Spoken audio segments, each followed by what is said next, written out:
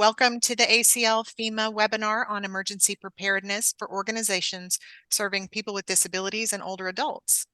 This webinar is the third in a four-part series focused on people with disabilities, older adults, and the organizations that serve them before, during, and after disasters. I'm Mary Kate Brown. I'm a special assistant in the Office of the Administrator at ACL, and I'll be moderating today's webinar. I am a white woman wearing a blue collared shirt and colorful glasses. My background is blue and shows the ACL logo.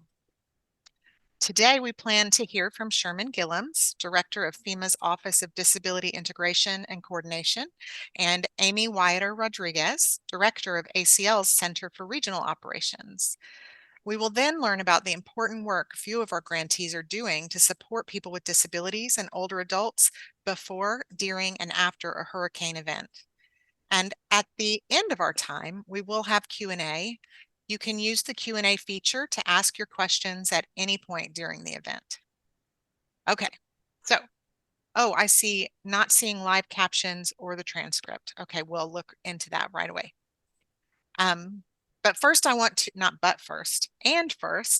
like to introduce you to Sherman Gillums, who has served as FEMA's Disability Coordinator and the Director of its Office of Disability Integration and Coordination since 2022. Prior to joining FEMA, he led strategy, operations, and impact for the National Alliance on Mental Illness and served as Executive Director of Paralyzed Veterans of America and Chief Strategy and Advocacy Officer for AMVETS.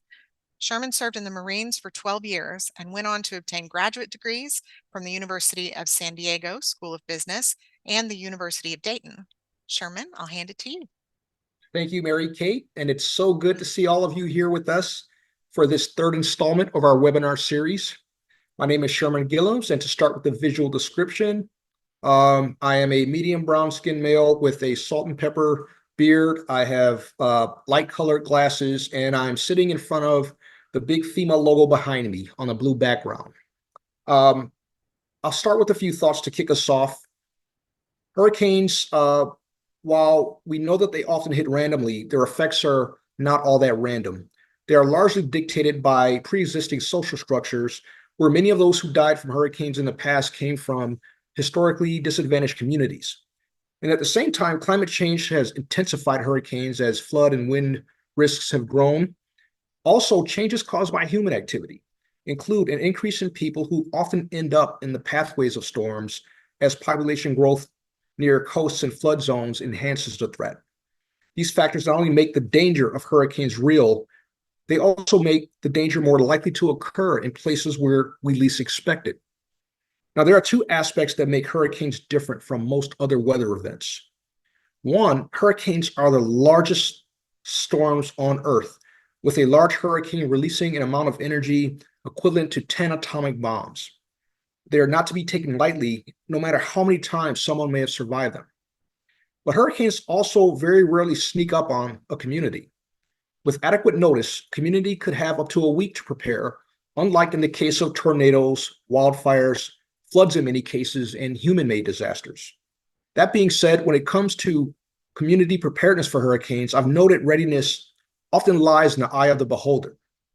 For some members of the disability community or older adults, readiness appears to be a matter of simply signing up for alerts on a county or state registry and hoping for the best. For others, readiness entails gathering up everything they need only after receiving an evacuation alert and hoping the nearest emergency shelter can accommodate their personal and sometimes complex needs. But hope is not a strategy when it comes to disaster preparedness. And the difference between hope and readiness starts with the level of attention and effort. Being intentional about readiness starts with understanding the possibility versus the probability that a hurricane will occur. The higher the probability, the more critical it will be to think in advance about three questions. 1, how will I know? 2, where will I go? And 3, what will I need? Now, I always advise folks to think about what you need to take on a cruise vacation for 2 weeks, including emergency contacts and next of kin notifications.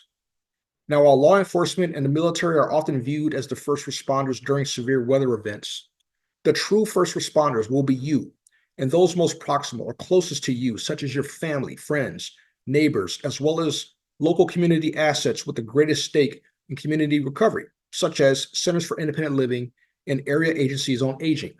And this is the focus of today's webinar. Back to you, Mary Kate. Thank you.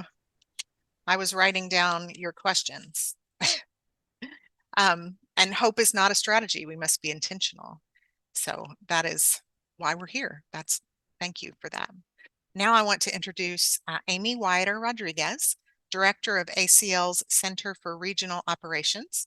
Amy leads ACL's team of 10 regional administrators who represent the ACL Administrator and Assistant Secretary for Aging in the regions and as liaisons to state, territorial, tribal, and local aging and disability stakeholders. If that sounds like a lot, it's because it is a lot. Amy also works with and connects stakeholders to other HHS divisions and federal agencies to help advance the development of programs and activities serving older adults, people with disabilities, and family caregivers. Since joining federal service in 2007, Amy has served in various roles.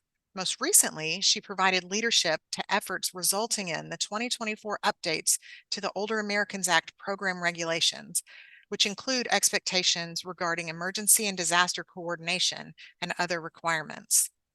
Before coming to ACL, Amy worked for Age Options, an area agency on aging serving the suburban Chicago area. She also has experience in nursing home and other settings. Amy holds a Bachelor of Arts in Social Work and English from Concordia University, Chicago, and a Master of Social Work with a management concentration from the State University of New York at Albany. Amy? Great. Thank you so much, Mary Kate. And it's wonderful to be here on this webinar with everyone today. For my visual description, I'm a white woman with shoulder-length, straight brown hair. I'm wearing purple reading glasses, a purple top with a white sweater, and a white necklace. Behind me is a blue screen with the ACL logo.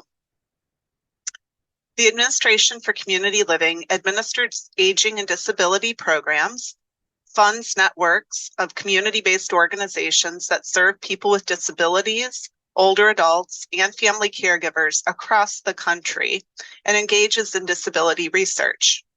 We serve as the advisor to the Secretary of the Department of Health and Human Services on disability and aging policy.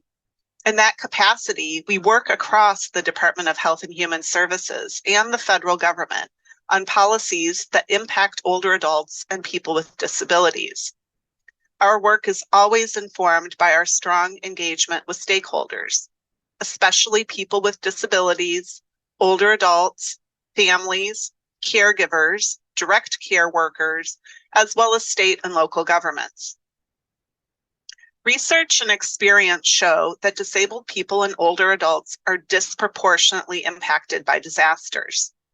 They may not be able to evacuate, use shelters, or get information because of accessibility issues. They may lose access to critical services and durable medical equipment.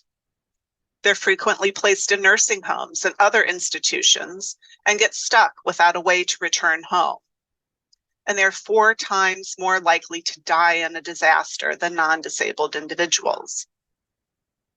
These disproportionate impacts occur both during and well after disasters.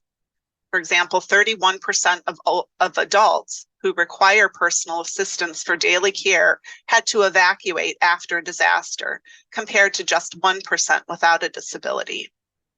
74% of evacuees who use a wheelchair reported experiencing a lack of food 1 month after a disaster, compared with 9% of those who are able to walk.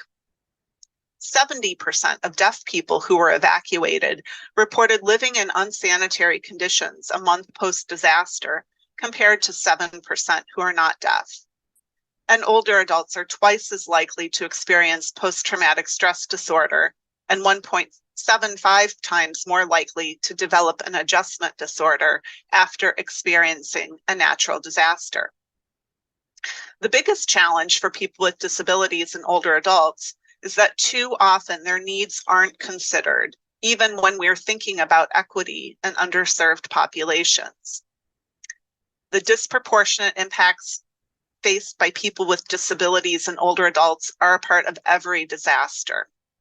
We saw it during the COVID-19 pandemic, where initially information about COVID wasn't accessible, and disabled people and older adults were discriminated against in accessing medical care and were forced into congregate settings with higher rates of COVID due to loss of services. We see it in natural disasters like hurricanes. Roughly 3/4 of people who died in Hurricane Katrina were older adults and people with disabilities.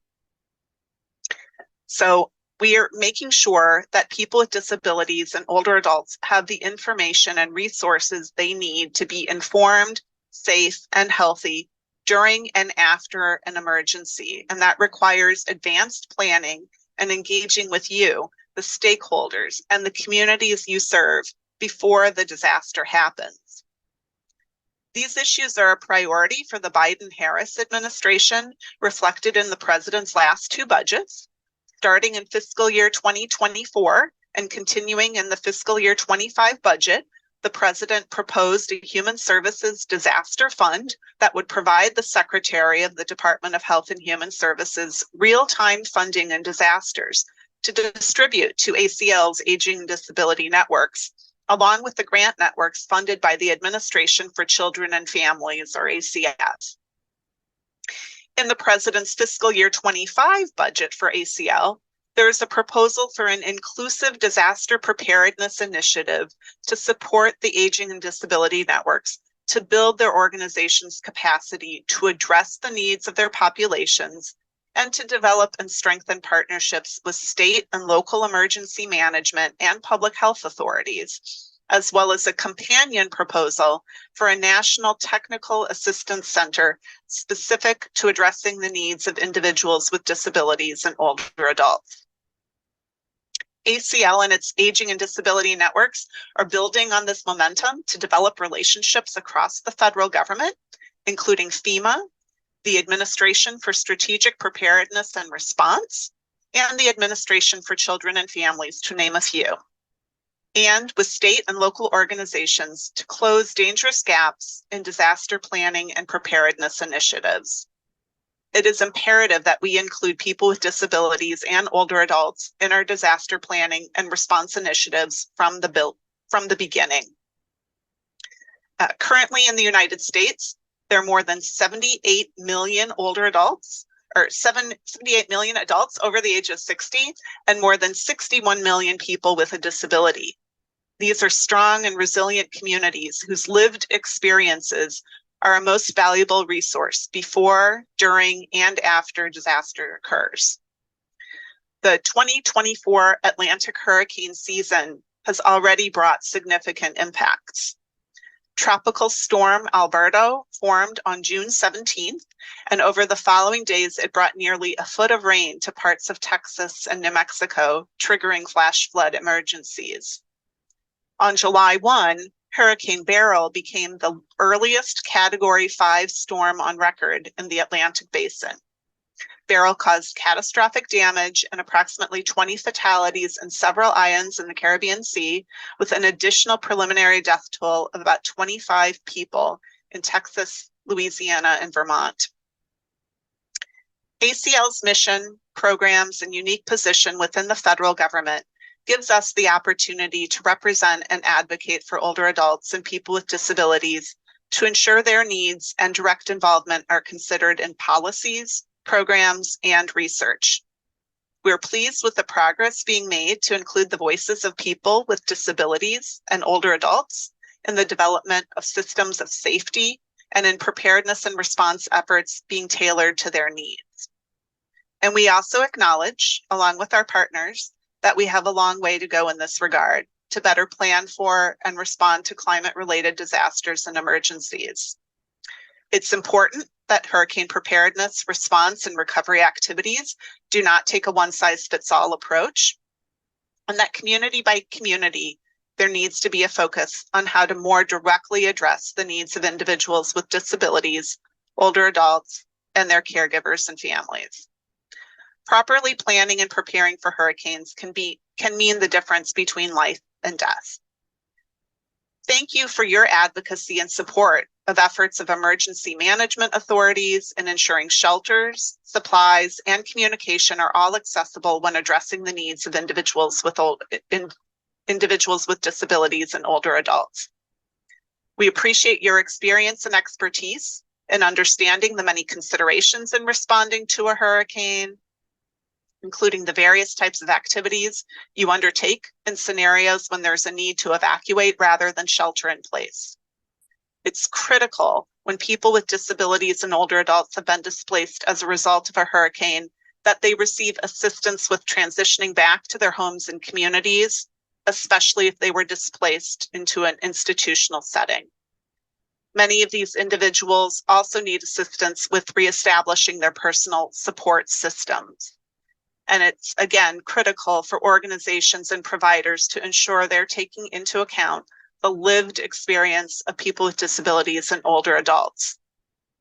And for those of you on this webinar who are people with disabilities and older adults, please make your voice heard by engaging in preparedness, recovery, and response efforts in your communities. To support your involvement, ACL's Grassroots Advocacy Initiative is educating people about policies and how they themselves will be impacted by them. It's about helping people understand the opportunities to impact policies and giving them the tools to do it. And importantly, it's about bringing people together to advocate, because we know that a collective voice is stronger than a voice alone. ACL is committed to continuing to advocate and partner across federal government and with other organizations at the national, state, and local levels on behalf of older adults and people with disabilities to ensure their needs are accounted for in disaster preparedness, response, and recovery policies and programs. Thank you. Thank you. There's my camera. I particularly, a collective voice is stronger than a voice alone. That stood out to me particularly. Thank you, Amy. Now we're going to turn to our wonderful panel of presenters. And first, we have Mandy Halloran. Mandy is the Director of Public Health and Disability Integration at ABLE, South Carolina, where she is responsible for the evaluation, development, and implementation of public health programs in South Carolina to ensure equitable access for people with disabilities. She works with various public health services, supports, and organizations to ensure the delivery of healthcare services, assistive technology, and transition and diversion programs to the disability community. Mandy graduated from the University of South Carolina. She earned a certification in mindfulness-based stress reduction from Upstream, a center for mindfulness-based stress reduction. She's a graduate of the South Carolina Diversity Leaders Institute and the Riley Institute at Furman University, and a founding member of nonprofit South Carolina Women in Leadership. Mandy serves on the South Carolina Department of Mental Health State Planning Council, the Protection and Advocacy for Individuals with Mental Illness Advisory Council, as well as the South Carolina Department of Mental Health 988 Advisory Board. Mandy is certified in adult mental health first aid by the National Council of Mental Well-Being and is a certified peer support specialist. She also serves on the board of directors for the Action Council for Cross-Cultural Mental Health and Human Services and Latino Community Development. Mandy is passionately dedicated to advancing health equity for people with disabilities and all marginalized communities. Mandy, thank you for being here with us today. I'll hand it right over to you. Okay, thank you, Mary Kate. It is good to be here today. Again, I'm Mandy Halloran with ABLE, South Carolina, and I am a white woman. I'm going to go ahead and claim a middle-aged white woman. I have on eyeglasses, a black and white jumpsuit today, and I'm wearing my blonde hair up in braids to escape this South Carolina humidity. Good to be here. I'm really honored that we were chosen to present today. I have a couple of the statistics that Amy was talking about, so I'll try not to repeat too much, but I will talk about why South Carolina is different. I also don't want to assume that everybody on the call understands why this is so important for our community. So I want to stress that a little bit too.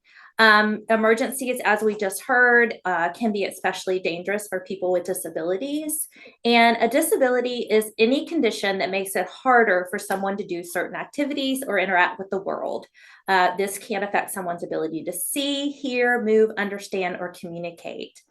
As Amy talked about, disasters and crises impact marginalized communities, disability community, women, children, people of color, and those living in poverty more severely. People with disabilities are, again, 2 to 4 times more likely to be injured or die in conflicts or national disasters. And here's one that makes it extra important for our state. People with disabilities make up 16% of the global population, 27% of the US population. And in South Carolina, we represent 1 in 3 South Carolinians. So it is obviously very important that we prepare our community and be prepared ourselves. As we know, emergency plans don't often fully address the needs of people with disabilities, and past experiences show that our needs in evacuation and communications are frequently overlooked. I'm a person living with multiple psychiatric disabilities, including, let me brag, 17 years of sobriety. And what I have learned as a part of my position is that communication continues to be something that our community struggles with, especially in South Carolina. And I want to give you a win that happened during the last emergency, which was just a couple of weeks ago with Hurricane Debbie. What I noticed is that the South Carolina Emergency Management Division had nothing about the state of emergency on their website or their app. Even their front page had nothing about South Carolina being under a state of emergency. And as you are all aware, we can't assume that everybody receives information in the same way. We can't assume that everybody has access to watching the governor's press conferences every day. Some people don't have, access to YouTube or the public television channels. So during Debbie and our response, I advocated for just having a simple banner on their website or on their app, which so many people use to access what is going on during an emergency. And within 10 minutes, they placed that information on those 2 services. So it can be so simple as long as you have audiences that are willing to listen and react with humility. Everyone has a role to change in keeping communities safe during emergencies. And by working together, like the example I just showed, we can ensure the needs of people with disabilities are met. Involving people with disabilities in all stages of planning helps everyone be better prepared. And when planning for emergencies, it's important to consider how factors like technology, as I just referred to, support system services, and policies can affect people in our community and their ability to participate in society. I want to give another clear indication of the needs of our community being different. In the COVID pandemic, which we all know was an emergency, our Department of Public Health here in South Carolina was really the main method of getting updated information. So you could go on there, you could see the rates of COVID in your community, you could see the rates of hospitalizations and death. Even the wastewater updates were on our website of the Department of Public Health. As the emergency progressed, we would log on to that website to sign up for our vaccinations, to figure out where we would drive through to get our vaccinations. It was really a clearinghouse, a hub of COVID information for the entire community. But what we learned early on is that people with blindness or low vision did not have access to that information. The website was not set up in a way that they could use their assistive technology to access the information. So there was a huge portion of our population that were not able to access current information on COVID or even where to go or how to get their vaccinations. I know how terrified I was during that state of emergency, and I had plenty of free access to that material. So folks here at ABLE South Carolina joined with other disability justice organizations, and they were able to get some of that updated so that those members of our community had better access. I've given a couple of examples of what we do in our community, but I'm going to go into that a little bit further because ABLE has many preparedness and response services as well as recovery services to serve the disability community. We organize the South Carolina Disability Partners and Disaster Planning Coalition that meets quarterly, and it ensures that people in the disability community are included and receive fair services across South Carolina in all aspects of emergency planning. We also provide individual services to help people with disabilities prepare for, respond to, and recover from emergencies. And an example of this is as we were leading up in the days to Debbie making landfall, staff members at ABLE reached out to all of our consumers that we serve to ensure that they had the information that they needed and also an emergency kit or had directions on how to prepare themselves. We continuously provide emergency preparedness training to our community and to our staff, and we collaborate with stakeholders throughout the state and nationally to serve people with disabilities. Our response services include the supply of durable medical equipment. Like Amy just mentioned, sometimes AT can be lost during storms or broken, and we have a warehouse in Columbia where our main office is located, and in Greenville, South Carolina, where we can replace lost or damaged medical equipment. We advocate for the rights of individuals with disabilities in emergency shelters, ensuring they have complete access to communication, food, and sleeping arrangements. Our CEO was just telling us a story yesterday about a time where a person with a disability was at a shelter and they needed pureed food. The shelter said, well, we don't have any way to provide that. And ABLE South Carolina delivered a blender. And so they were then able to serve and accommodate that consumer appropriately. It really can be that simple. We visit shelters to assess the needs of survivors with disabilities, arrange services they need, and also provide additional information and referrals. During Debbie, there weren't many shelters open in our service area, although there was one in Orangeburg, South Carolina, which is about 45 minutes away from Columbia towards the coast, towards Charleston. And we indeed drove out there the day that it opened to speak to staff, to speak to leadership in the community, distribute emergency kits, and make sure everything was accessible for our community. And then we also assist with navigating forms and from FEMA, the Red Cross, and other emergency services to help with the recovery mission. And finally, we help people transition back from shelters to home. As Amy mentioned, the last thing we want for anybody in our community is to be institutionalized. And so we help with those transition services to make sure they get back to where they belong or where we belong. I just want to say one more thing about the Disability Partners and Disaster Planning Coalition that we host. Again, I said that was a quarterly meeting where we get together to exchange information and contacts. But I want to talk about how we actually respond with that coalition during a state of emergency. And I'll go through what happened during Debbie. As the storm was approaching, of course, myself and 2 other staff members communicated to get the community informed about what was likely to occur. So we're pushing out communication to our community.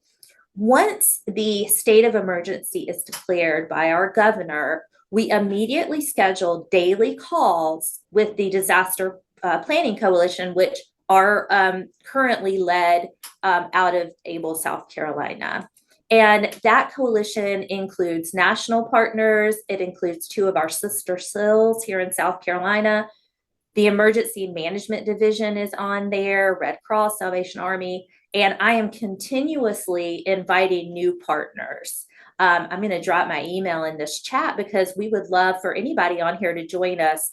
I had a conversation just before this presentation with one of our partners from the Salvation Army, and we talked about the necessity of having, of course, mostly South Carolina organizations on that call, but we need input and resources from outside of the state too. And so we invite national organizations to join those calls. We meet daily during an emergency to ensure that any unmet needs are being met, and really to come together and collaborate to problem solve during that time. Our funding of this work is supported by the State Plan for Independent Living, and it ensures that South Carolinians with disabilities are prepared for emergencies. Again, I am going to drop my email address in the chat because I would love to hear from you with questions or hopefully a membership request in that coalition. And I look forward to answering any questions as we continue the meeting. Thank you. Wow, I hope you are all taking lots of notes. Next, we're going to hear from Howard Rogers. Howard is the Executive Director of the New Orleans Council on Aging, Area Agency on Aging. Howard holds a master's degree in social work from Southern University in New Orleans and earned a certified aging planner certification from Louisiana State University. Howard currently serves on the board of the New Orleans Jazz and Heritage Festival, the New Orleans Lakefront Management Authority, and advisory boards of the Sisters of the Holy Family and the Marillac, that's my best French, Community Health Center's Board of Trustees. Past board affiliations include the National Association of Social Workers Legal Defense Fund as a trustee, PACE of New Orleans, president of Louisiana Aging Network Association, Entergy of New Orleans Advisory Board, and the Ethics Board of the City of New Orleans, National Council on Aging, and the Southwest Society on Aging. He is also a former adjunct professor at the School of Social Work at Southern University of New Orleans. So, Howard, you had time to join us today. I'm so glad. It sounds like you're very busy doing all the wonderful work in New Orleans. I'll hand it over to you. Well, thank you, Mary, and thank to ACL for inviting me to be on this webinar today, especially this particular subject. And in fact, what I'm going to do right now is show you a picture. And if you can really look at it, I wish I would have had it a little bit. This is, I keep this in my office. Tomorrow is the 19th anniversary of Katrina making landfall in the city of New Orleans. The picture that I have here shows the tidal surge coming under one of the bridges here in the city of New Orleans that inundated the city, with which basically flooded 80% of the city of New Orleans. So I keep that here in my office to remind me of the lessons learned from Hurricane Katrina. As I said, tomorrow is the 19th anniversary of Katrina. So we're going to have a couple for those individuals, the 1,800 plus over the age of 60 that were lost during Hurricane Katrina. One of the things that we learned from Katrina, and we always go back as lessons learned, and it's, oh, I forgot. For those in the sight impaired, I am a short African-American with salt and pepper hair and a blue shirt, and my background behind me is my junkie office right now. So as I said earlier, the lessons learned for Katrina is one of the lessons that we take back from 19 years ago. Unfortunately, the city was not prepared for a storm of that particular nature. the Regional Transit Authority, who operates the handicapped accessible buses here in the city, those particular buses all ended up underwater because they really didn't believe that the entire city would flood. Unfortunately, the levees that were built to specifications at the time failed, and subsequently 80% of the city was underwater.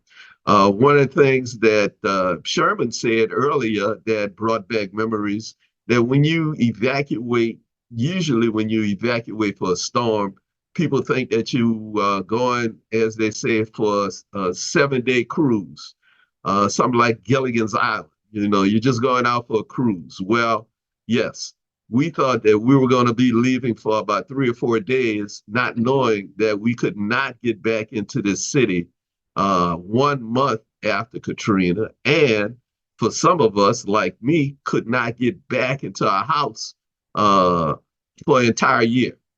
2000 October, actually in 2006, when I was able to get back into my residence. So since then, the city of New Orleans and FEMA have been able to put in place some evacuation plans, and also plans that we're going to take care of the elderly and the disability community.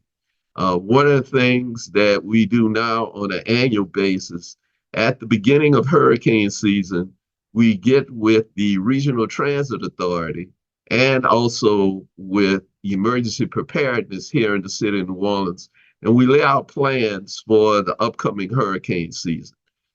Granted, this year was we were given the information that this was going to be a very active hurricane season. Right now, we're still sitting on pins and needles. Excuse me. We haven't had any kind of activity outside of one storm that went to Mexico, and a part of it ended up in Texas. But we're still vigilant because we're coming up on the peak, which is September 10th for the Atlantic hurricane season, at least in this particular area. As we look at the evacuation proceedings now going forward for 2024, one of the things that has impeded our evacuation plans is the rapid intensification of hurricanes these days. In years gone by, the storm would give us at least 36 hours in advance that we thought that a storm was coming in this direction. And we could, number one, start with counterflow, which is turning the inbound sections of the interstate to outbound so that we could get individuals out of harm's way.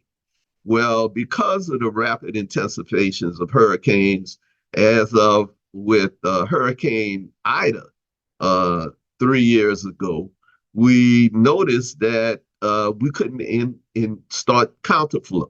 So we're taking different kinds of measures now. Number one, we're talking more about sheltering in place. Number two, the city has established a shelter of last resort.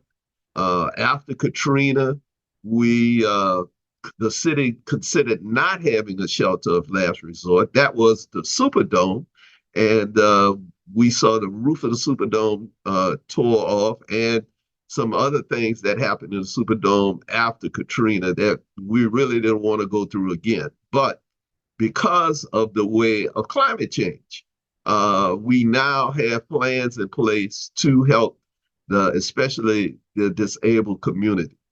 The senior centers that the New Orleans Council on Aging operates and subcontracts with, we have a meeting with our directors at the beginning of hurricane season to apprise them of the city's information in terms of hurricane evacuation and also about sheltering in place. So as we look forward to the end of hurricane season on December 1st, we hope that two things happen. one, that we're not impacted by a major storm this year. And two, we hope that no parts of the United States is impacted by another major hurricane this year. Because one of the things that happens when the rest of us receive a hurricane is some of the problems that we're having now is that our insurance rates go up. And we are dealing with right now seniors who basically either have to think about paying their insurance or for their house insurance or letting it go if they can't afford it. And if a storm does come, they won't have the means to put their lives back together again. So I'm going to leave with that and turn it back over to Ms. Brown and on to the next person. Thank you. I can't believe it's been 19 years. That's something. Okay, well, finally, our final panelist for today, his name, I don't have my notes now. I got involved in what Howard was saying. Okay, here I am. I have my notes. Now I'm ready.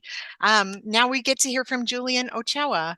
He is the first ever emergency preparedness manager for vulnerable communities in the city of Houston, Texas. Before this, Julian worked with the Houston Office of Emergency Management as a community engagement coordinator, updating the city's plans for comprehensive emergency management and hazard mitigation, as well as the office's DAFN framework.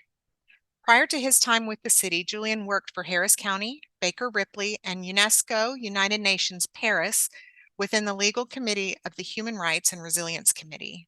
United Nations Vienna, Department for Drugs and Crime Prevention.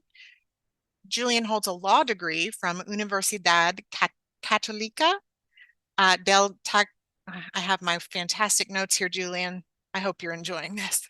Del Pachita, Venezuela, a master's in international business, Harvard negotiation program from Pompeu Fabra University School of Business in Barcelona, Spain, and is a former doctoral student at the Universidad de Salamanca Law School in Salamanca, Spain. In his downtime, Julian loves to spend time with his wife and children. And I'm so glad that you're with us here today, Julian. I'll hand it right over to you. Hi, Mary. Thank you very much. And thank you so much for all the attendance for this amazing initiative and activity. Just to check, are you gonna share the information or just, I should start with the presentation? Okay, great. Thank you. So I'm gonna share with you all what we are doing here at the City of Houston. Specifically, after Harvey, the situation changed. The whole picture of the city changed. The vulnerable population and also the areas that we have identified previously in the hazard mitigation plan, all those areas changed.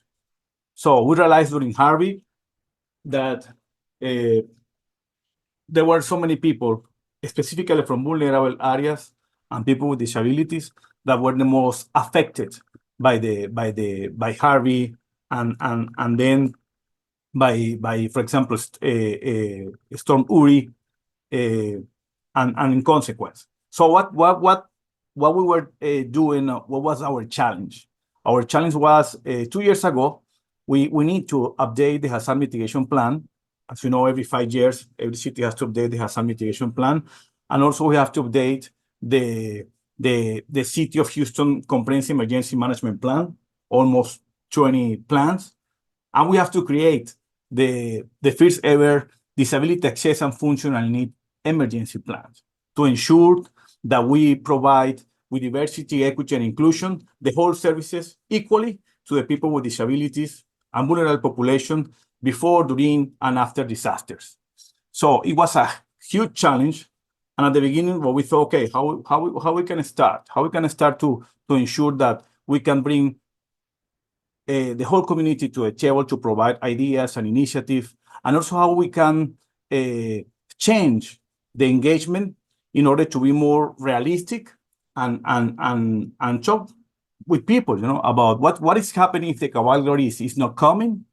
And from 2 years ago, we started to work in this initiative in how we can empower vulnerable communities through successful communication, strategic outreach, and engagement, from creating and updating the hazard mitigation plan and the city plan and the disaster disability access and functional need plan, involving them through this initiative of successful outreach and engagement, involving them in the creation of the new city plans and the new hazard mitigation plan from the beginning, including from the plan, then in the response, and then during the recovery area.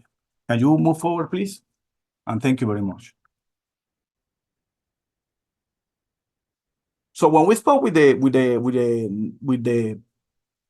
team, more than 18 city departments, planning and development, super neighborhood, complete communities, administration, legal department, we said we make different questions. And also we made the question to the community. What happens if the cavalry is not coming? And it probably may happen. Why? Can you continue? Because we're not coming right away. Move forward, please. Not because we don't want and move forward. It's because we started to change our approach and let them, the community, and even the city members and the planning team members, move forward. It's not because we don't want. It's because sometimes we can be affected as well, like it happened to us during Harvey. For example, in Texas, we have an expectation of when we call 911, the system will arrive quickly. But in reality, in Texas, the time that the fire department will arrive or the 911 emergency equipment is between 4 and 9 minutes. But what happened when the incident happened? What happened when the disaster impact? Those kind of situations, you can see that those are real pictures during Harvey. And those situations we started to analyze internally first with the team to analyze how we're going to create the plan and then how we're going to engage and outreach strategically the whole community. As you can see during Harvey, our city department equipment were affected. Different truck, boat, and different equipment. More than $1 million were just in the Houston Fire Department affected during Harvey, and also many of our emergency responders were affected as well. Move forward. Also, we took in consideration, the city. Houston, Texas is the 4th largest city in USA, and also just a glimpse of what we are talking about. We have to take in consideration. Just in 2022, we have almost 3,200 people as a homelessness. Besides this, 48% of the population is Latinx and speak other languages. And also, when we analyze a lot of researches from the census, from different universities, there are important data or important population of newcomers that they were not registered in the census, but also they were affected during Harvey. So how we're gonna engage them? How we're going to prepare them as well? So that's why another question. Can you move forward, please? How are we going to prepare them if we have the same resources, limited resources? As you know, our position as a director of DAFNE or chief of DAFNE or disability access and functional need and vulnerable population or manager, how it is my case, it's a new initiative. And we still, for example, internally in the city of Houston and externally, to educate our partners, we're here for support, we're here to partner, because at the end, we have the same limited resources, we have competing priorities, but we don't want to see it like this. We want to see we can partner in order to provide support equally before, during, and after disaster to our vulnerable population. Can you move forward? And those are the things that we're still working and to make progress internally and outside the city as well. So specifically the people who are working in response or in operation, they can identify that we are not here to lecture them. We're here to support them, to provide input and also to bring resources to the table. One of our tools that we use to let them know, the planners and also the community, how we're going to change, the perception of our planning in emergency response was using the CMIS tool. As you know, using the CMIS tool in all phases of the emergency preparedness will help us to focus instead to focus in the need instead on the disability. So it will accurately save us time to plan and include all the needs of each member of our vulnerable population. Let's say if we're talking about people who doesn't speak the language. Let's say if we're talking about people who are in wheelchair or hard of vision, those kind of things. Move forward, please.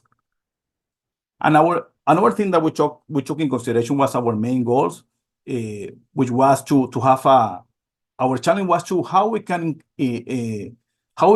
ensure the whole community approach in the new hazard mitigation plan, as I said, in all city plans that we're updating, to ensure that we have their perspective, their input in all our phases of emergency management in preparedness, response, recovery, and mitigation, specifically from these vulnerable communities that we are talking about.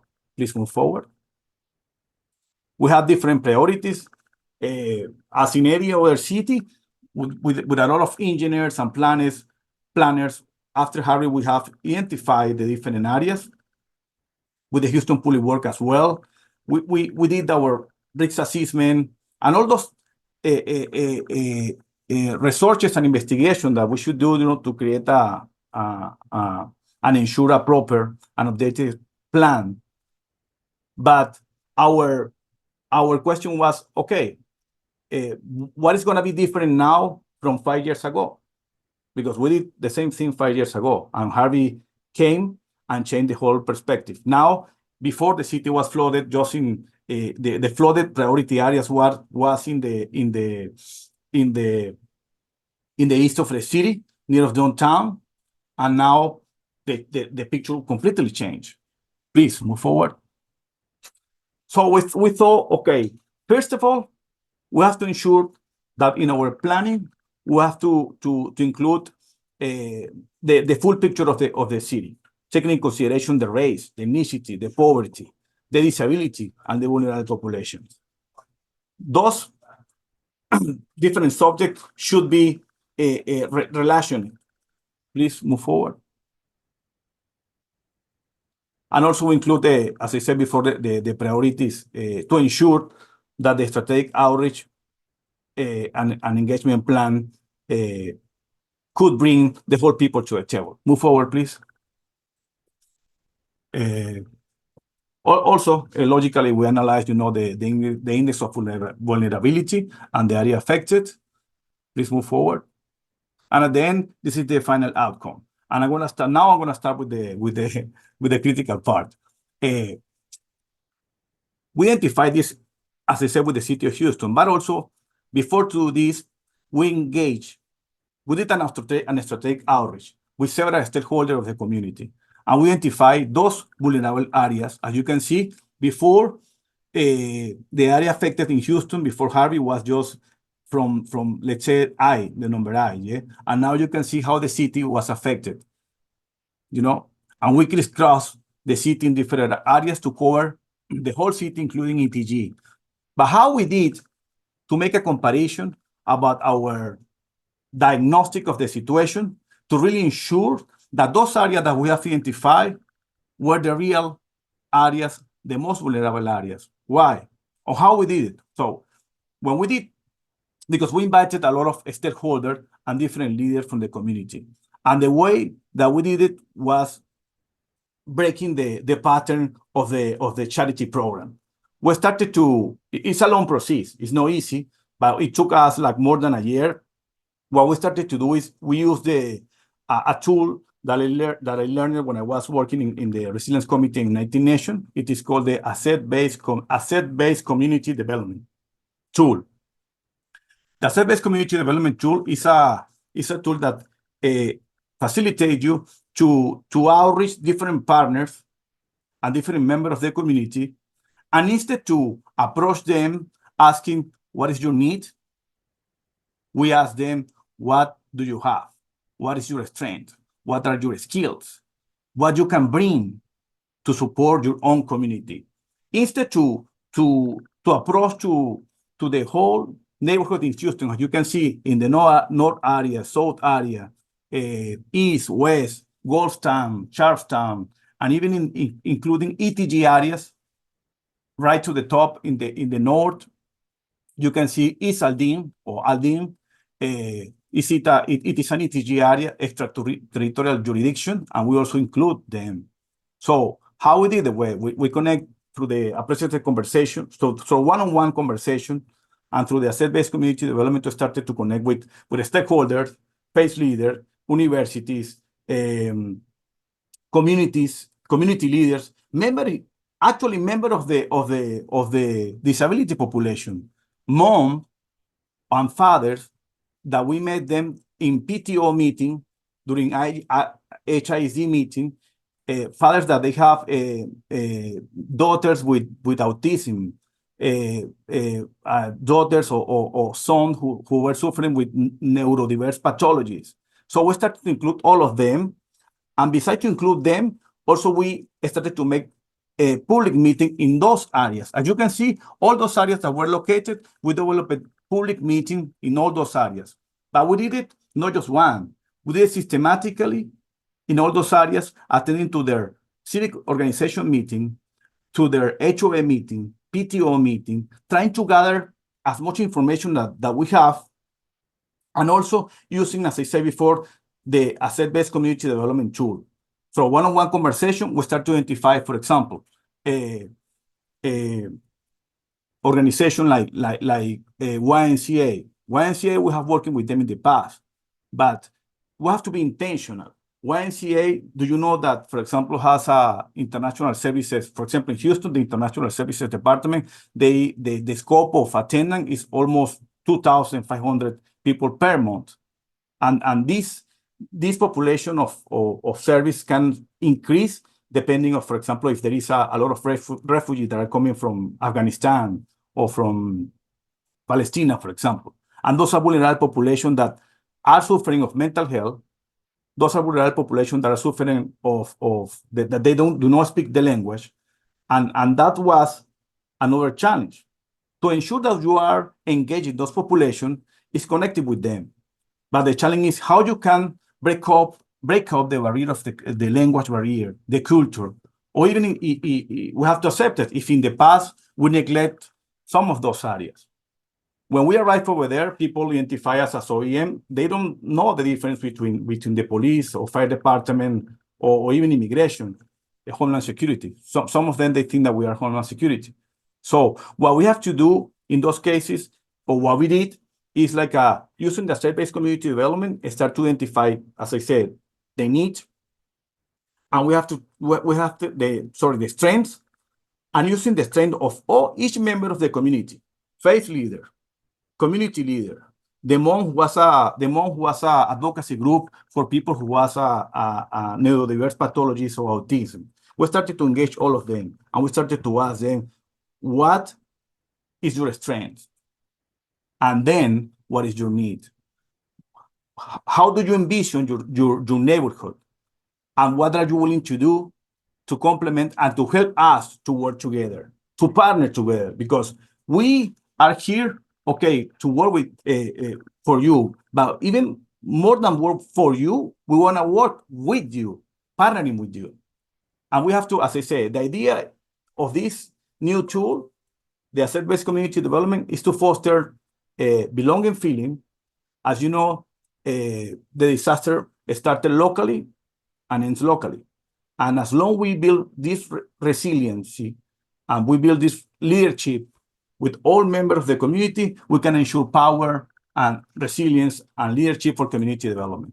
So moving forward, we had for over a year meeting in all those areas, and we make comparison of the data that we have identified after Harvey in the community, with the community, in the field, to ensure that the needs that we were including in the new city plans, in the new hazard mitigation plan, were updated, but accordingly with the real needs of each community. Because if you make a comparison in the north of Houston and south of Houston, the vulnerabilities are totally different. Even we're talking about people with disability or mental health situation, the priorities are totally different. And we're trying to ensure and to improve our scope to include all of them. Move forward, please.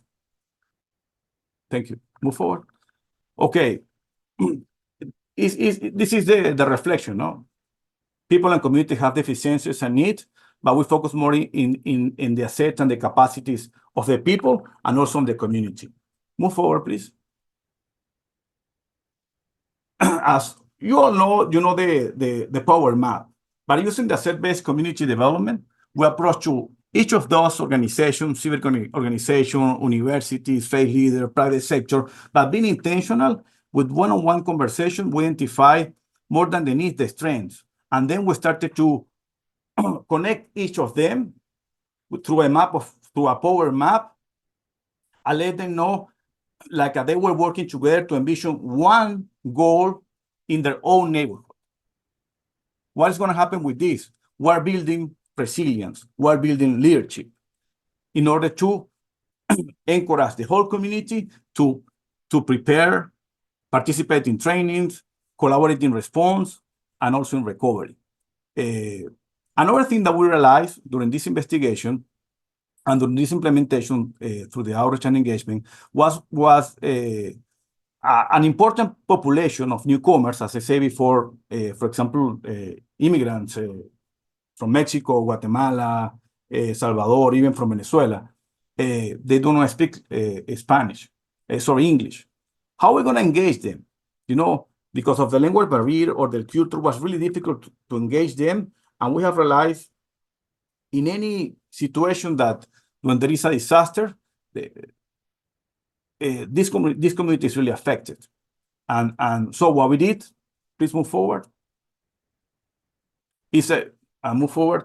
What we did is connect. Sorry, can you go to the previous one, the one that we have the power map? My mistake. I'm sorry. Okay, what we did is sorry. Go down. Next the power map. Next, this one. Yes, thank you. As you can see, what we did.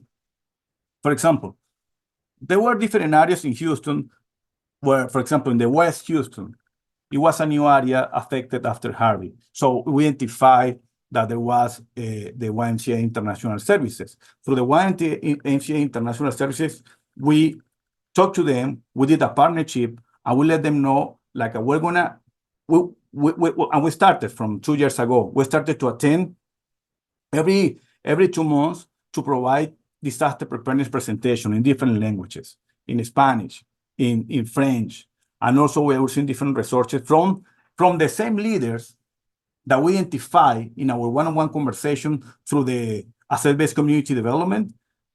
We use them as a translator. Some of them that they already volunteer, for example, in the YMCA, to provide translation to another language, like Pasto, like Urdu. And also we're working with different consulates.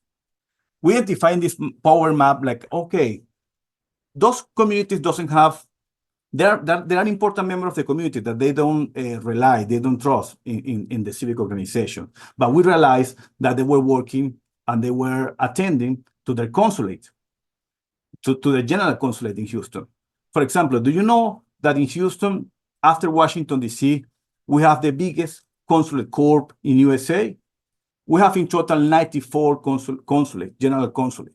So what we did is started to engage those newcomers, immigrant, tourists that they didn't know because of the language barrier, the culture, or they didn't know about the OEM. We started to engage them through the confidence, the engagement that the consulate, the general consulate has in Houston.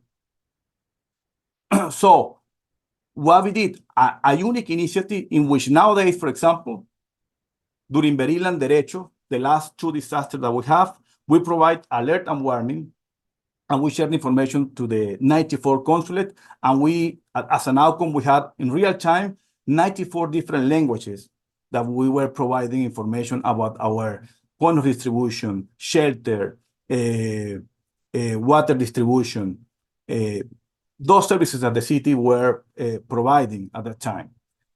How? Using the asset-based community development and connecting in a different way. You know, the same actors that you know, but you know that can change from every neighborhood to be intentional through our one-on-one conversation to discover their strengths instead that their needs. And then start to complement their, as I said, their strengths to fulfill the neighborhood need.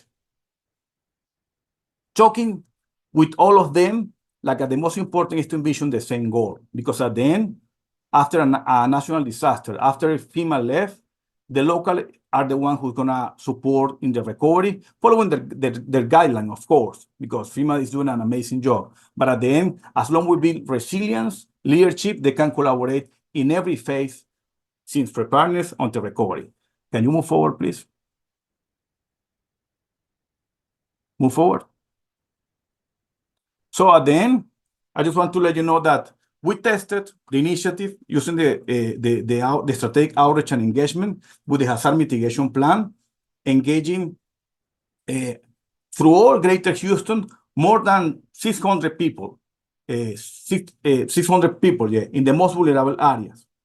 And this engagement was the biggest in Houston, Texas, in regard of the hazard mitigation plan, a comprehensive emergency management plan. So through this strategy, we ensured that the whole city plan were in consensus accordingly with the real needs of the community, including our first ever disability access and functional need plan. As a result of those outreach and engagement, for example, last year, through the partnership with the YMCA, for example, we worked with them in 23 locations, offering cooling center, and we attended 2,745 people. And taking consideration that those populations are the same population that we're engaging consistently. In fact, every month may change more or less, but consistently through the YMCA. And we're repeating the same engagement with Baker Ripley, with other organizations, Wesley Community Center, United Way, different organizations that work in the neighborhood to build resilience. Move forward, please. As you can see here, during Beril, you can see here to the left, Beril, the Japanese Chamber of Commerce, they repost all our information about shelter, point of distribution in Japanese.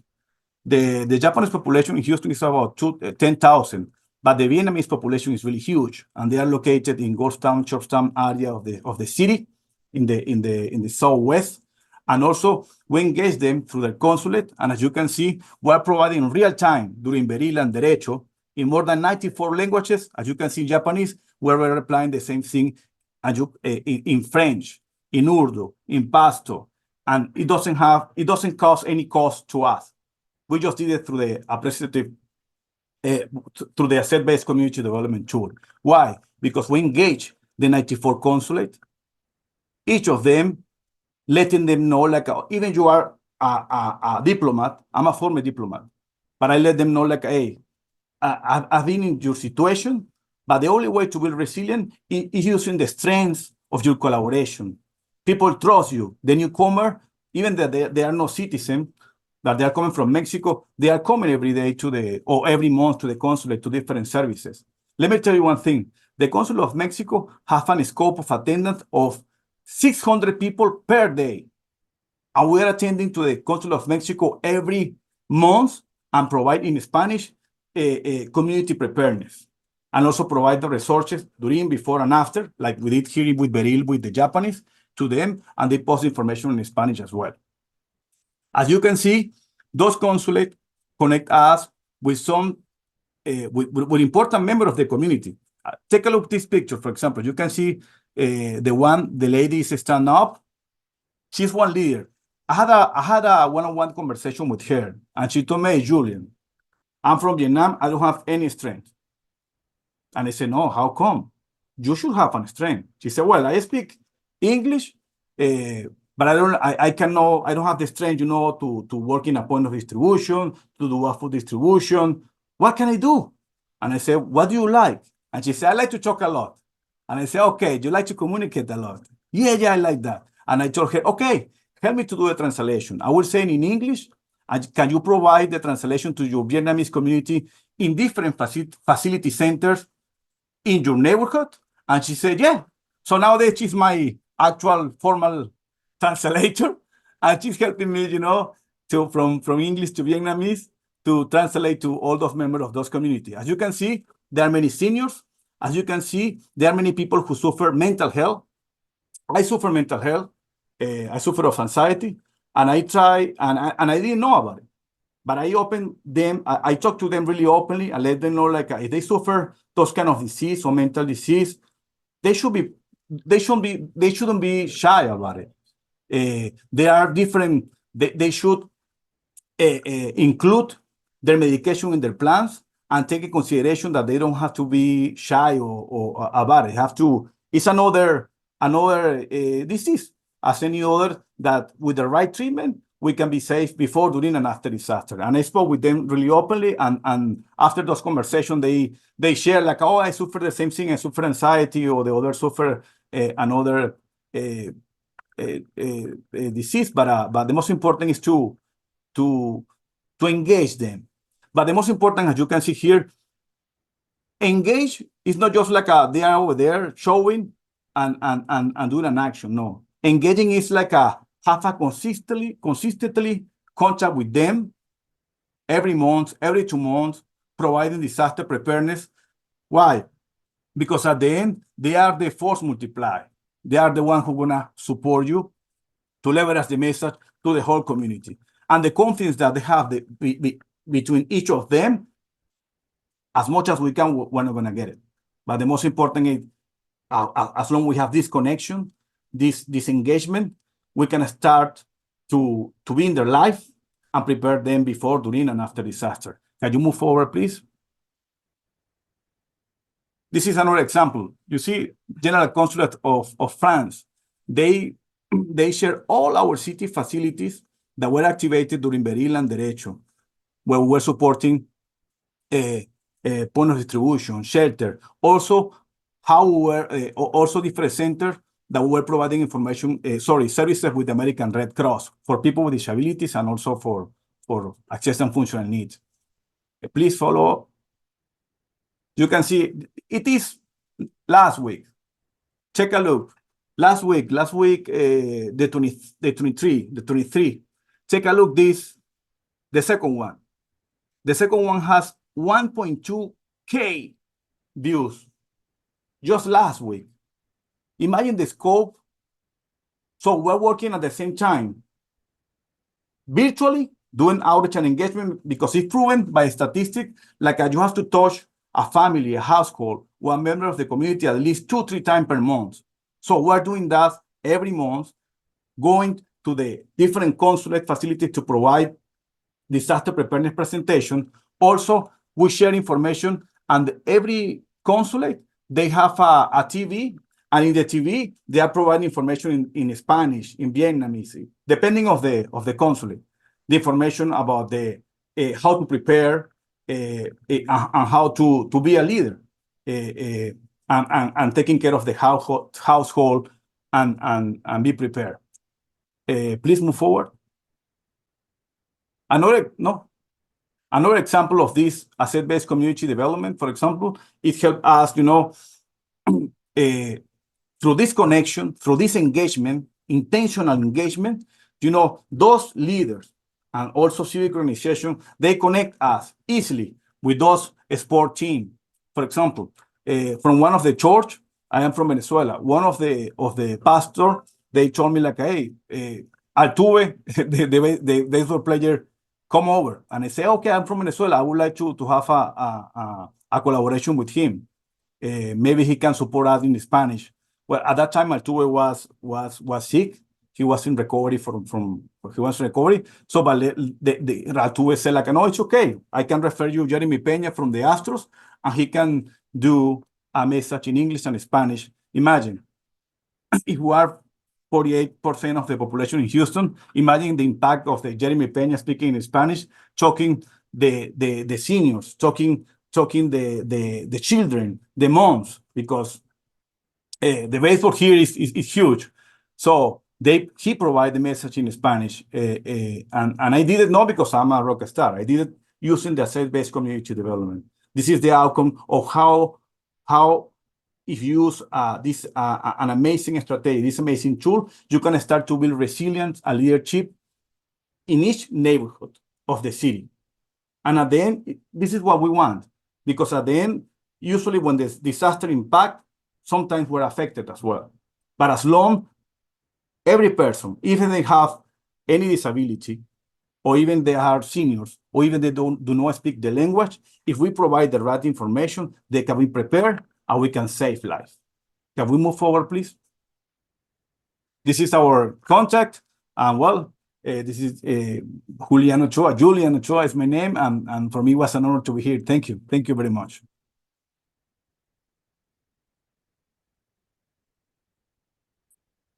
Thank you, Julian. I hope you see the love you're getting on the little.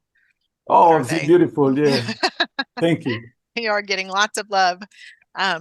Wow. So we have about 10 minutes left, and we are going to ask our panelists a question and see. So the question that I have for you,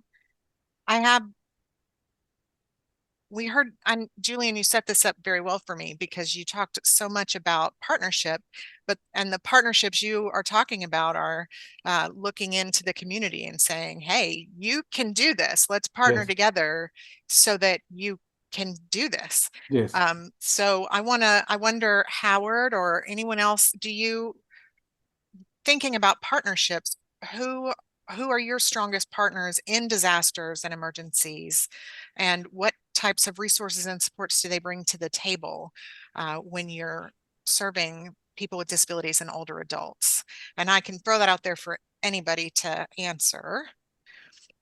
Well, Kate, our partners are the Regional Transit Authority here in the city of New Orleans and BOED, which is the city's emergency preparedness arm. Between those two, and also with the Governor's Office of Emergency Preparedness, they have provided us with information and support when there is time for a critical time here in the city and also in the state of Louisiana. So between those three entities, we have been able to prepare for the next emergency. Thank you. How about you, Mandy? Who do you all partner with? Or how does that look for ABLE South Carolina? Yeah, I appreciate that, because we definitely cannot do this alone. We don't expect to do it by ourselves. And in fact, we want to educate other organizations how to properly serve our community. A lot of agencies here in South Carolina are not equipped with that information. So just off the top of my head, I mean, we partner closely with the South Carolina Emergency Management Division, the South Carolina Department of Public Health. We have 2 other SILs in our state that we partner with, Salvation Army, Red Cross. We have quite a list of partners. But we also, as our previous speaker was talking about, we partner with our governor's office. One of the first things that happens when the state of emergency is declared is that someone from our organization, usually our CEO, will reach out directly to the governor's office to remind them about accessible communications. And that's a big part of what goes on in South Carolina, because we have really all types of disasters. Hurricanes are a big one, but we have to respond to flooding, to fires, you name it. We have it in South Carolina. One thing I didn't mention that I want to is at the beginning of each hurricane season, we send out a packet both via mail and e-blast, as well as posting on our social media channels about accessible communications during emergencies. And that's not only video, but it's also radio, it is social media, any type of public communication we cover.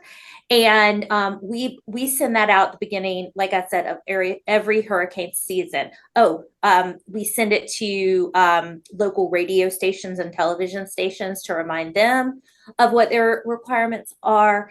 And when we are expecting an emergency, let's say a hurricane, we resend that information out to them as a reminder, because we don't want it going in a stack on the desk or into their junk email.